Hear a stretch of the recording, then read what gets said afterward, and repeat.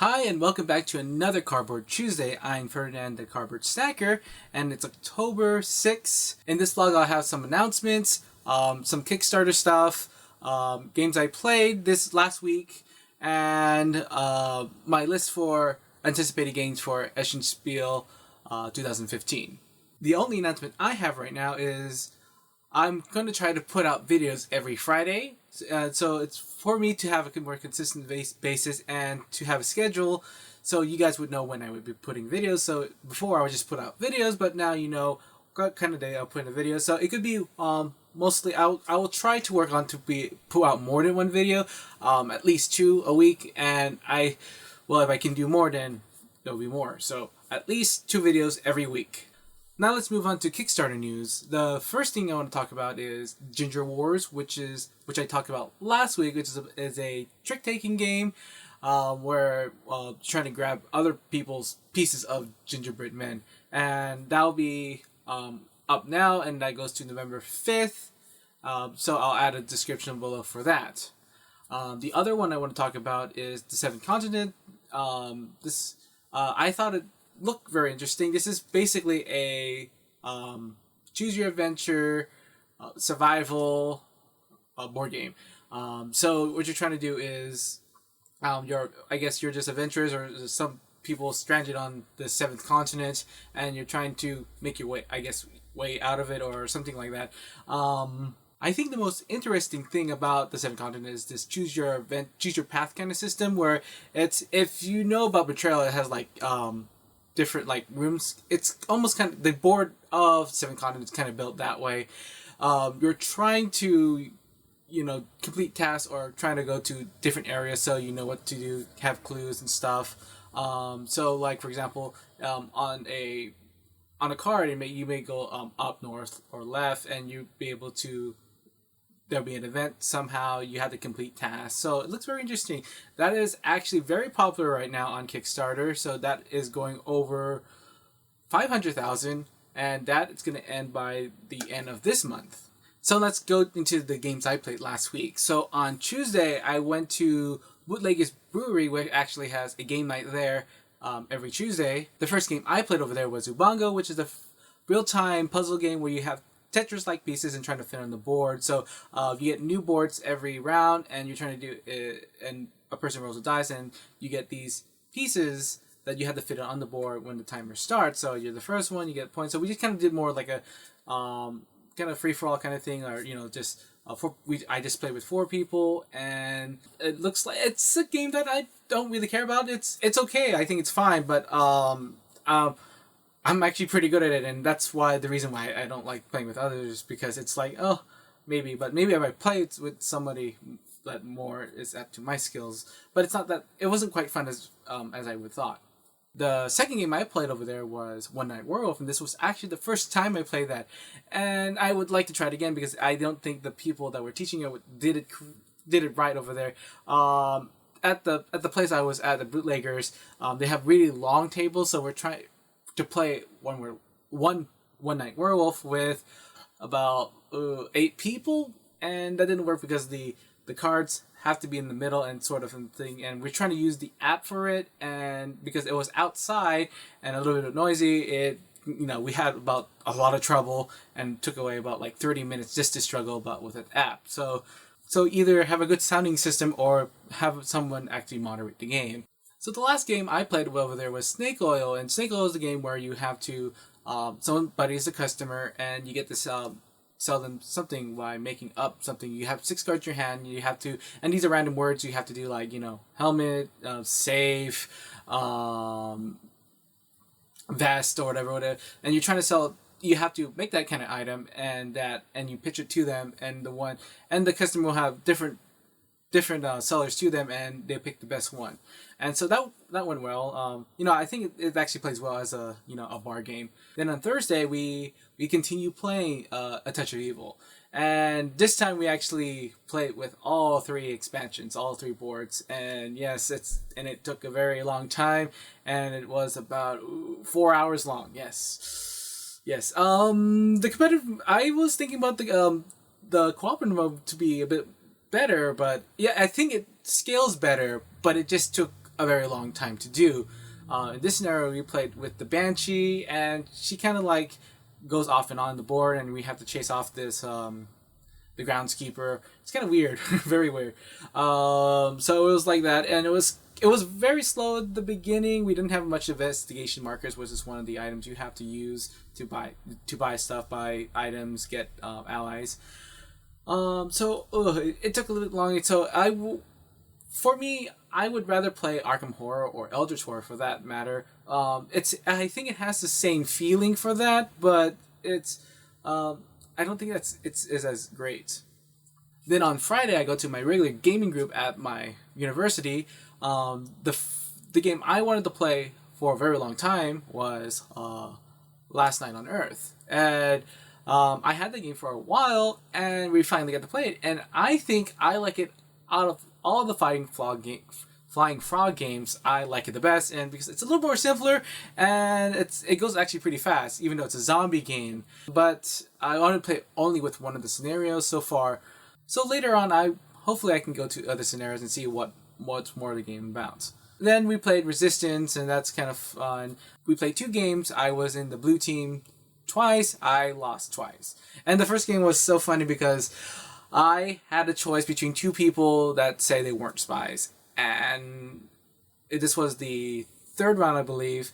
And by choosing one of them who was a spy, I completely lost. I completely messed up the game. So I'm sorry, everyone.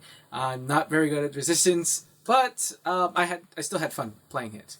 And to finish off that game day on Friday, we played Roll for It, which is a dice game, which is basically kind of like you just roll your dice and just trying to lock in on cards.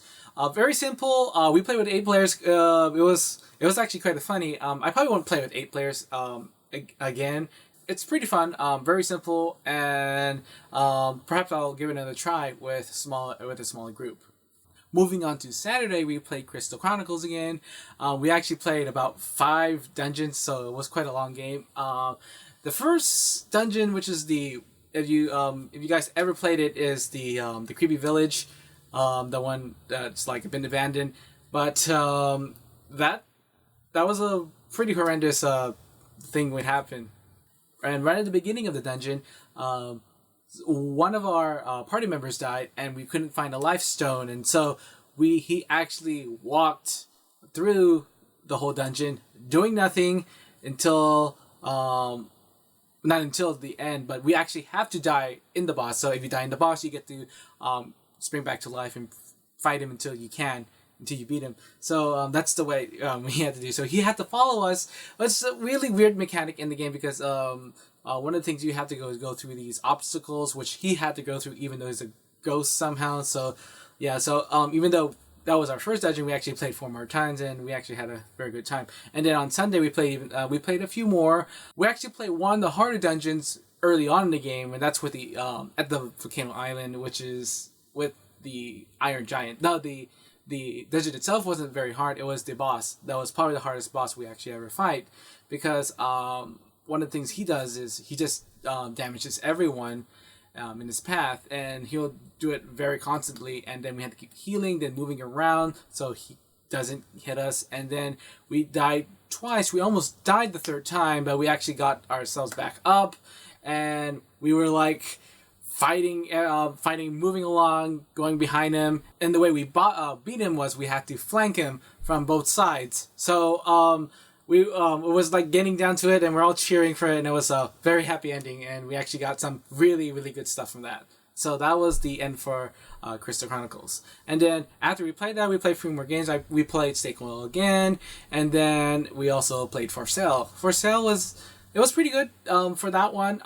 Looks like I lost again, even though I got a pretty good card. I got a 29. I got some of the higher 20s, but I kind of lost. But I was 4th out of 5 players. But oh well. Still love the game. If you haven't tried that out, you should really try that out too. So I believe it's the week of Essen, and I'm fortunately not over there because you can see I'm actually here. So I'm just going to give you a quick list of my anticipated games for Essen, and hopefully they will, most of the games will come here. I know a few of them will come here very soon. So I'm going to mention my 5 games that are on my short list, then moving on to my 5 top games that are on my anticipated list of 2015. So on my short list, I'll go ahead and read them off really quickly. So we got Stinky Business, King Chocolate, Andromeda, Celestia, and Entropy. And so I'll go ahead, and if you want more information, I'll add links in the bottom of this description. So moving on to my top 5 games, starting with number 5 is Clax. I'll be right back.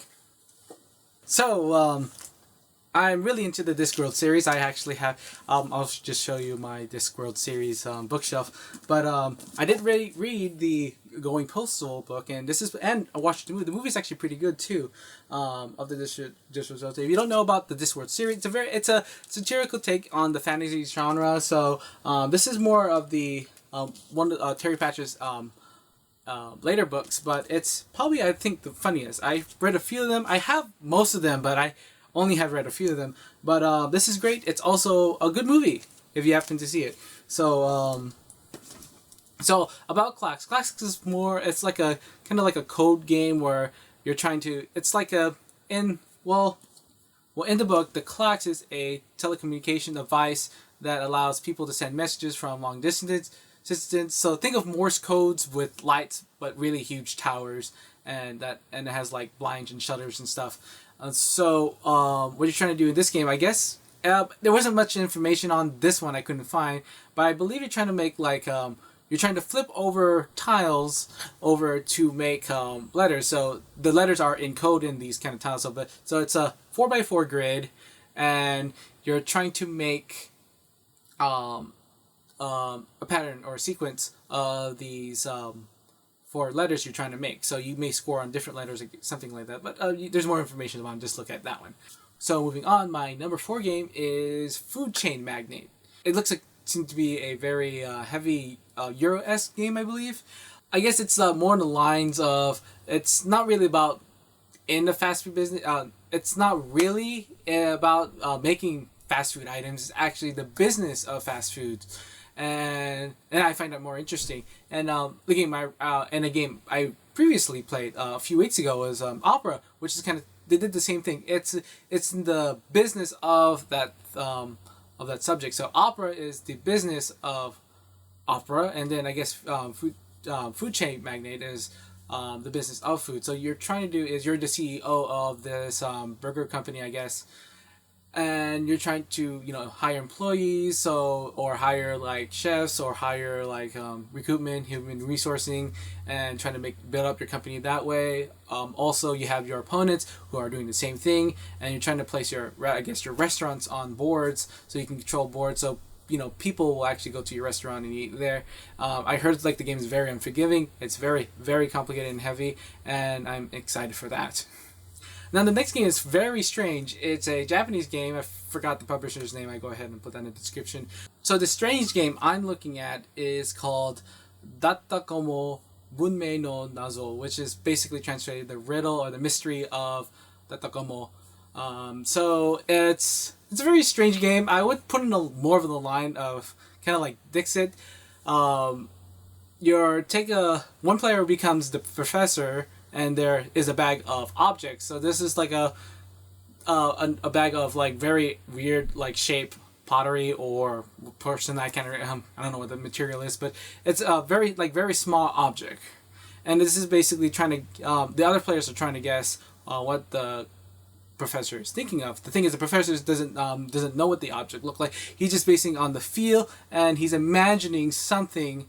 What that object is. So that's the fascinating part about that game, is like trying to guess what the professor is thinking. So he may pull up a piece, and it may be like a slab or something like that. It could be a tablet, or it could be like some sort of ancient artifact or whatever, or a book, something like that. But what the other players are trying to do, they're like I guess the students, they're trying to guess what the professor is thinking of based on what the object and looks and how it feels. And the next game, which is number 2 on my list, is what's probably a lot of people looking at, and that's 504 by Fries. And I think this is a very, very ambitious title, because it's saying basically what 504 means is that there are 504 games, and the reason that is there's there's 9 different modules in there, and you choose 3 of them. So you take 9 times 8 by 7, that's 504. So 504 games. So I need to look into more, but it's like each different module like focuses on a certain mechanic, like I guess worker placement, area control, economy or anything like that. But seems very interesting, and hopefully it works out.